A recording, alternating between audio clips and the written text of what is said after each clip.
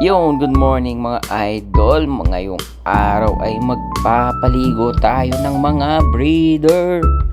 Napansin ko kasi mga idol, pinanligo na nila ang kanilang mga patubigan. Kaya ayan, alam ko naiinitan na sila at sobrang init ng panahon. Kaya eto, papaliguan natin sila.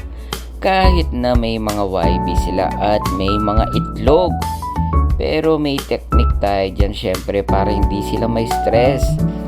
Baka hindi na nila pakainin ang mga YB nila kapag na-stress na sila, or baka hindi na nila limliman ang kanilang mga itlog.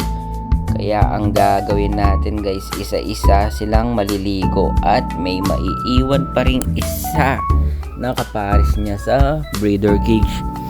Kaya let's go guys, samahan nyo kong magpaligo. Pero skip lang to guys ha. Ayan, napapansin nyo may itlog din yan, pero papaliguan na natin sila. Kung mapapansin nyo guys, iisa na lang ang laman ng mga breeder cage natin kasi napaliguan na natin yung kapares nila. Kaya yung mga yan, mamaya naman sila, para may nagbabantay pa rin sa mga itlog at may mga sa mga YB syempre. Ayan sila guys, sobrang init kaya agad silang natuyo. Kaya kung magpapaligo kayo mga idols, dapat sobrang init para agad silang bumalik sa mga cage nila at di sila may stress. Ayan guys, sobrang ganda niyan ng pagpapaligo. Talagang condition ang ibon mo kapag ganyan. Kailangan yan ng mga breeder natin upang di sila madurog, para maganda silang magpakain at lumaking healthy ang mga anak nila.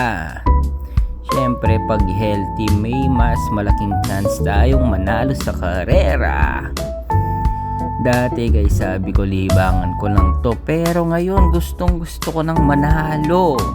Kaya ang target natin ngayon sa South guys, 20 na ibon ang ilalaban natin. Kaya good luck sa atin lahat guys. Ayan, naibalik ko na mga breeder natin.